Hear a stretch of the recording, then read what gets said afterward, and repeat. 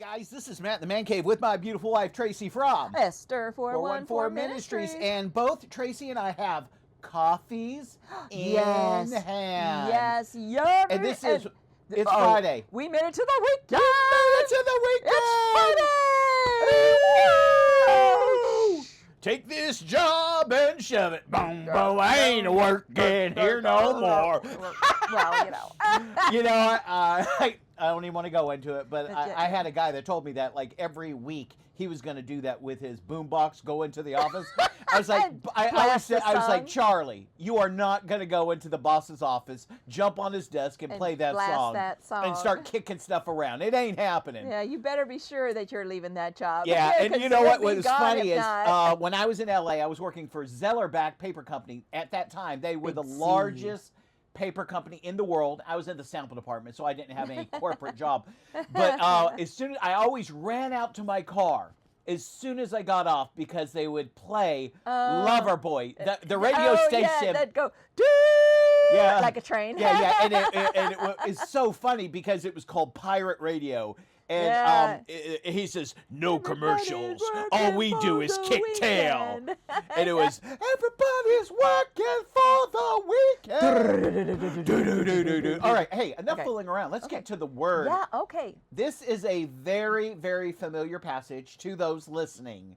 Would you read it? Yes. It is good. Jeremiah 29:11, and if you're not familiar with it, it's still a great passage. It is a great passage. For I know the plans I have for you, declares the Lord. Hey, let's stop right there. Okay. God knows. He knows the beginning from the ending. Yeah. He does. You know, and everything sometimes else we're praying and we're like, Lord, I need to know. Yeah. But God's saying He knows. He already knows. He already knows what He's going to do. All right, yeah. read it. And stick with us. I know you've heard this. This is short. It's to the point. I know you guys are more busy on Fridays, you know, and the we'll try and put a stopwatch on ourselves. All right, go ahead. For I know. The plans I have for you, declares the Lord. Plans to prosper you and not to harm you. Plans to give you a hope and a future. And a lot of times that's what we need is a hope. We need hope because while you're waiting, what do you need? You need hope. Hope. Encouragement, hope, Things go south in your life. What do you need? Hope. Yeah. You get papers in the mail. You weren't expecting them. What do you need? Oh, you really need hope. You get a call from the doctor's office. What do you need? Hope and encouragement. I mean, I don't think people understand the ministry of hope. That's why every day, you can ask Tracey, guys, before I get out of bed, I ask God for encouragement and hope because, you know what? The daily grind of life is enough to just knock you off. I mean, because if you're continuing doing the same thing over and over and over again, my cat's staring at me. It's hard to focus. Just looking up. The cat's just staring at you. Maybe there's an angel by you or something. Yeah, you never know. I'm sorry I can't film you. We're doing something different. You know, life doesn't always go according to our plans. Would you agree? No, it does not. And you know, let me real quick okay, go ahead. You know, and a lot of times Matt was saying that we pray for encouragement in the morning when we wake up. And do you know, 9 times out of 10, the Lord will give us that encouragement. He really will. In one way or another. Sometimes it's a word. Sometimes it's something He gives us the idea to do or whatever. I mean, it's not, wherever you are today. It's not pointless and everyone's to pray in and a ask different for place. that. Everyone is really. We're talking to people that are on the mountaintop, and they're like, "Man, I got all the hope I need." Yeah, I'm great. But we also are talking about people that are in the storm in the valley, people who are having a difficult time, hard time, struggling. You know. And so you have to have hope, and I want to encourage you. And Tracey is telling you, ask for hope, ask for encouragement every single day. Even today, Tracey was sleeping. I was in bed 2 hours before we even got up, and I was just sitting there in bed looking at the ceiling. And what's funny is above my head, when I'm looking straight up towards the ceiling, I put this plaque, right? And it says, trust in the Lord with all your heart. But what's so funny, it was real dark because it's dark in the room. There's only a couple of these electronic candles in there, right? And all of a sudden, I thought I was freaking out. I thought the Lord just filled the room with light. All of a sudden, because I'm staring up. Yeah. What's so crazy is I look up and the light starts to shine. And I'm like, no way. And guess what it was? What? It was your phone. You got a text and it came on. Oh. And your screen lit up the ceiling. Well. And oh my I think gosh. that was the Lord having it come in at that time. Giving you that hope. Exactly. Well, you know, life doesn't go according to our plans. And, you know, I find personally that sometimes we're in seasons of waiting. I hate to say this, but sometimes we're in seasons of pain. confusion because we just don't know what God's doing, and God's quiet, and that drives me crazy. And I want to throw this one statement in there. We heard someone say this Give before. It to me. When we're in seasons of waiting, it seems like God doesn't always work really fast. I mean, according to our plans, it seems like it takes forever. However, when he does act, it's suddenly. Yeah. We're not expecting it, and boom, now that's there really it is. The truth. Yeah, it's God's not acting real fast on our behalf, but when he does act, we've had this happen very over and over quick. and over again. I'm wondering how many people are in a season of wandering. Because they just can't figure anything out. I mean, really, Wondering or wandering? They're wondering what's going on and wandering. Sometimes how about wondering and wandering? I like them both. Yeah, I like that. Yep. So God says he knows. He has a plan. And is the plan to sabotage me, ruin my fun? What's the plan, Trace? Well, sometimes we like to think about Tracy's it as a trying to drink a coffee. I'm trying to get my. That is so low. That guys, you need to comment on that right in the middle of our little dialogue, our bantering session. Tracy is drinking a great cup of coffee. Yes. Well, I want to share this since Tracy's drinking coffee. God's plan is bigger than your past. Because I think a lot of times we look at our past, we look at our successes, our failures. Yeah. Okay? And sometimes we look at what people say, and maybe we've trashed. Maybe we've trashed our past, okay? Like credit. My son had he was reading us a joke about credit a minute ago.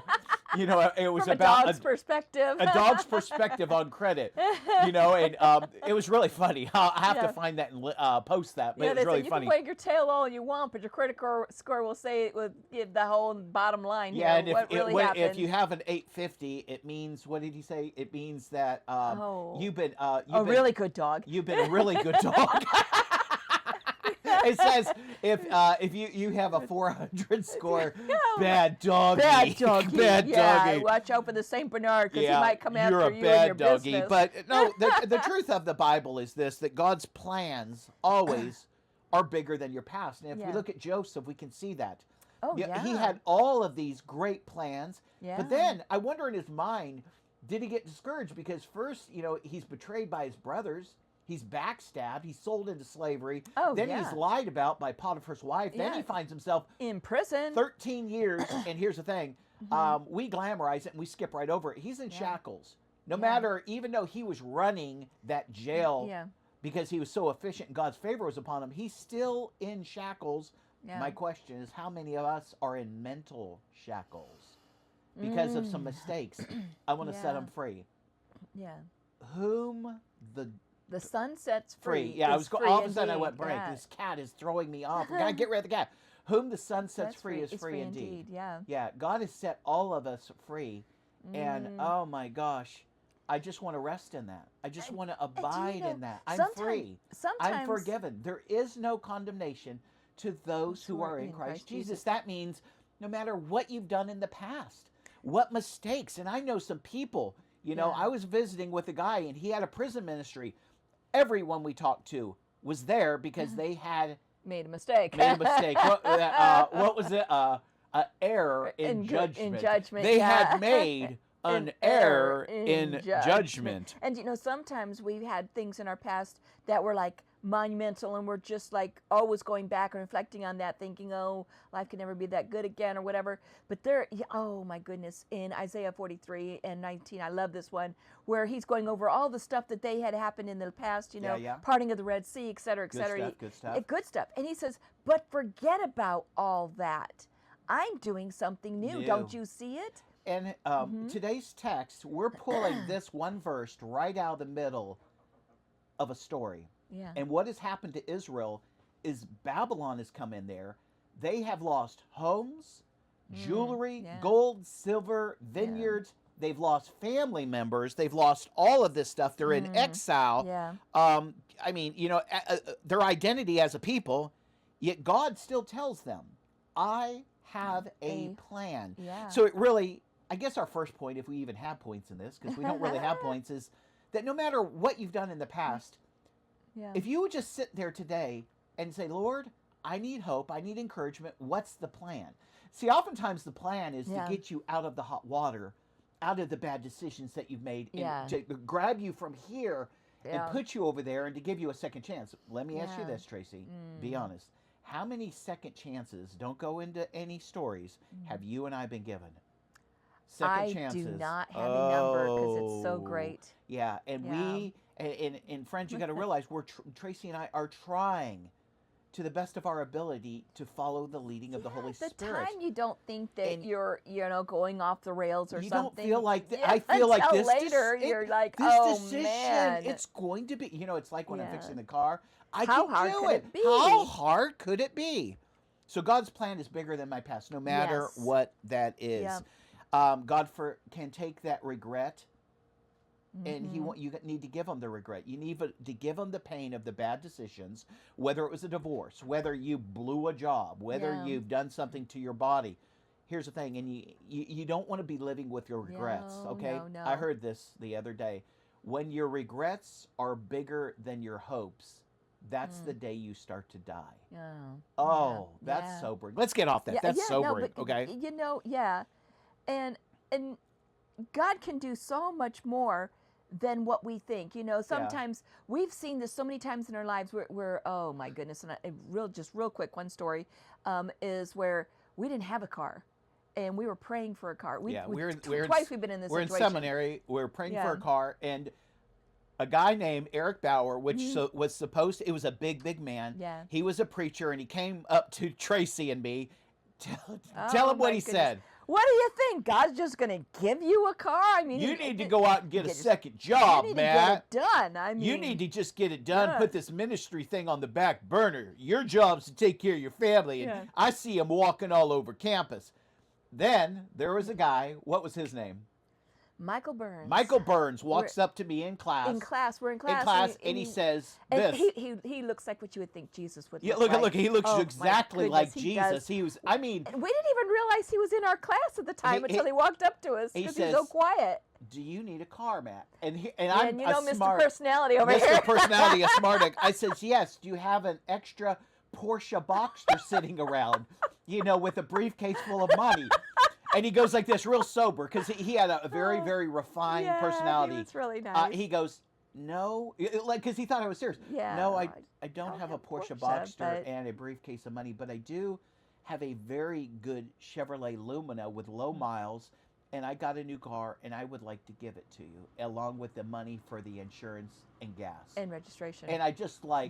you got to be kidding me. He says, now. Our mouths if- just dropped. I he mean, says talk if you- about eating a big, humble piece of he pie says, there. if you you're don't like, have oh, my anything goodness. to do after class, I'll drive you to my house and you can drive it back and have it for the weekend. It was about an hour. Yeah, he was an hour away. away. I'm like, oh no, I have nothing to do. What? Look at. Yeah. No. I have nothing to do. And so God is so much bigger than what you can Your even problem. imagine. Yeah, Yeah. I mean, He See, can do what you can't imagine He could do. It Let- glorifies let God. me just say this, and it's one of the best, I hate to say one-liners, We had been praying for Hope a car. is over and rooted in over. who God is, Yeah, not in what you see. yeah. Okay? Let me say it again. What you think is possible. Hope is rooted in who God is and not what you see. We had been walking for probably a month with the kids all over campus, and we're talking mountains here. Yeah, and one You know, day, you're on let the me throw hills, these yeah. people under the bus. I want to throw. This is. I mean, you know what? We're living on campus on a Our Bible next college. door okay? neighbor. I'm always taking them cookies. I'm taking them barbecue chicken. I'm doing all these things, and there's a day where it's Yeah. like 10 degrees, and I have to walk at least a quarter of a mile down the hill to Yeah. drop the kids off. Well, no, at- our boys got the bus, and we had to walk our daughter, who So- was like 3 years old, down to the so daycare. it's 10 degrees outside. It's cold. And we're walking down the hill, and our next door neighbors, they're in a minivan, right? Yeah. And they're driving down the hill, and they didn't stop to pick us up. Their names, the Bongiornos. They waved. And look, Waved. they just waved at us. And I'm telling you, every bit of Christianity left my veins. I forgot I was a Christian. You would have thought, Bob, I know you're listening. You would have thought I was a sailor on my first trip to Thailand. Oh, I was cussing it up. I was so pissed off. Okay, I was so like, I'm angry. sure he I has a am reason. angry. Probably And I know what never Romans seen each other 8:28 says, and we know all things work together for good to those who love the Lord, those who've been called to his purpose. Can I tell you this? When someone's hurting, they don't want you preaching at them. They want you to listen to them. They want you to Don't- help. Don't give them the verse. Just listen to them. That sucks. Yeah, I mean, honestly, as they tell you their life story, just say these words. Man, that really sucks. That's horrible. Don't throw a verse in their face. They're not able to receive it, you know. Everyone quotes that. Well, you know, it's going to work together. That may be a truth, but I just need you to hear me. Say the word. Say it. Say it. It sucks, Matt. Thank you. Thank you. But how did God work that together for us? Is we had been praying every single day with the kids, and our little daughter, 3 or 4 years old at the time, was praying for a pink car. What color was the car that we got? Like a maroon. A maroon. A close, you know. Close to pink. So, and she's like, it's pink. I mean, what a testimony for the kids, too. How prayer helps. Hope. Your hope today is rooted in who God is. Not in what you see, not in who you know, not in your resources, your gift, your talents, what you can accomplish. Your hope is rooted in God. Your future is in His hands. Yeah. I think sometimes we think the future's in our hands. Oh yeah. I got a cowboy up. How many times have I tried to cowboy up? Oh yeah. How well does that? But I do want to give. I've learned this, and I just want to throw this out there. Mm-hmm. When you don't know what to do, do what you do know to do. Yeah. Does that make sense? Yeah. I mean, because there have been times where I really didn't know what to do. I remember just the other day, I was sitting on the couch and I was stewing, and I didn't know what to do because we have issues too, and I just kept on praying. I'm not hearing anything. I'm praying. I'm not hearing anything. I'm opening the Bible. I'm not hearing anything. I'm doing all these things, and then I look into the kitchen from my little seat here, and the cat has his head on my lap. The only thing that was giving me pleasure was the cat. I was petting his head. You know what I mean? I was like, is he trying to use me for cat treats, or does he really love me? Maybe he senses I'm upset. And I look in the kitchen, and there's dishes everywhere because, you know, I hadn't done them, or we hadn't done them. Mm-hmm. And I thought, do the dishes. And you know what's so funny is I did the dishes, came back, sat down, the cat put his head right back on my lap, you know what I'm saying? And then all of a sudden I got a word from the Lord. Do what you know to do when you don't know what to do. And I'm not talking about sinning, and I'm not talking some life-changing event. Yeah. There are a lot of little things that we know to do. Like yesterday, I got up really early, and I just said, Tracy, it's going to be a hot pig today, like 95 degrees. It was like 7 o'clock. Would you help me with the grass? Yeah. So we have 2 Honda lawnmowers. We took them out there. We banged it out. And we were so glad we did it early. You know, Psalm 31:15 says, my times are in your hand. We either believe it or we don't believe it. And my times, that means my life, meaning my prosperity. I don't know what to do. God does. My life is in His hands. And a lot of times, if we can't figure it out, we think that God can't do it. Just because we don't have a plan doesn't mean God doesn't have the plan. You may right now feel you're stuck, but in God's hands, you're being prepared. God's not going to lose anyone along the way. You know? Mm-hmm. I mean, I hope these. We're going to make this much shorter today because we honestly Fridays. We're trying to make it shorter. I mean, I should have had my stopwatch. So I think let's just go back to the verse. You know, I know the plans I have for you, declares the Lord.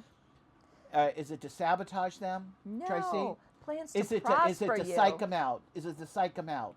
Is it to trick them? Is it to stress them out? Is it to stress you out? No. If my times are in God's hands and God says I have a plan, you know, yes, I'm desperate for the plan, but since He knows the plan, it means He's already working behind the scenes. Yes.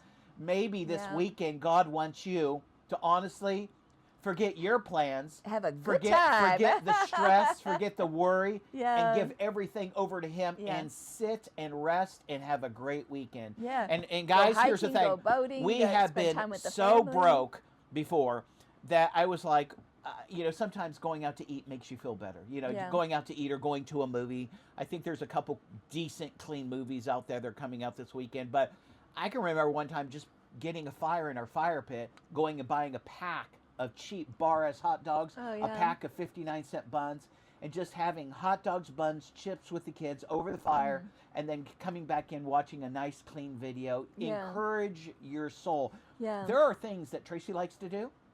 Hiking, boating. What else? Walking, talking. You know what I'm saying? Things I like to do. Sex. That's a joke. That was a joke, but it's not a joke, but it is a joke. That's just meant to be funny. But there are things that we can do to encourage our own hearts And this is what David did. David, in the Word of God, says he encouraged his own heart. Because there are things that God has given us in this life, and they don't require money. You know what I'm saying? There are things. Yeah, exactly. And I find out, and we got to end here, if I will do the things that I know to do when I'm waiting on God, and do the things I know to do when I don't know what to do, it almost takes like a burden off of me. Yes, I don't feel like doing the dishes. No, I don't feel like mowing the grass. No, I don't feel like doing this or that. But after it's done, I feel really good. And sometimes it's like a word from the Lord. The Lord's just like, do the dishes. And we're like, I know that was from the Lord. Yes, Lord, I will do so. And sometimes it's not something we enjoy, but sometimes they're after that, he's like, now go do this. Yeah, it's what's funny is it's step one. Yeah. It's like you're going across the brook. Yeah. You have to get to the first step, or the second step, and the third step. And no matter how many steps there are to get across the creek, I can always look back at the Ebenezer steps, those rocks, and look what God has done. Yeah. There is hope. There is a purpose, okay? There is more ahead. And I think that's what we need to know. Yes. There is a scene, and shame on me for watching a clip of it. And, what is the guy's name? I don't know As what Good you're as It talking Gets. The movie As Good as It Gets. Jack Nicholson. Jack Nicholson. And again, I'm not saying watch that movie. No. But there's a clip that came up on YouTube. And Jack Nicholson has to go to a psychiatrist. And he runs into the office. Listen to this, guys. He runs into the office of the doctor. And the doctor says, you don't have an appointment. And Jack Nicholson is saying, but I have to see you. I have to see you. My world is crap. Everything's going wrong. He says, we're not doing this. You will make an appointment. I'm not going to listen. He says, can't you see I'm hurting here? It took everything I had to get here. He says, I'm not doing this. You will make an appointment like everyone else. So Jack Nicholson walks into the waiting room, which is filled because he cut line. And he looks at all these people. Now, remember, this is a psychiatrist. He looks at all these people and he says this, what if this is as good as it gets? And all the people, all of these people, they just, it's almost like they want to start crying. Like someone just pulled out. They all are looking at him. And I mean, with that one statement, it was just like he knocked the wind out of all of these people. But I say, there is a hope. Yeah. God has a purpose. There's more ahead in God's plans for you this very day. And he is not done with you yet. He's not done with you yet. And it doesn't. He has plans. I'm putting this, God blessing and helping you isn't based on your behavior. It's based on how good God is, not how good you are. All right, we got to go. Hey, give us a thumbs up if you like this. God bless you. We're praying for you. Have a great weekend. Have a great weekend. Bye. Everybody is working for the week. I need you to chime in. Everybody needs a new romance. Thanks for listening. She's shutting me off. I'm shutting you. We're trying to make it short. Bye.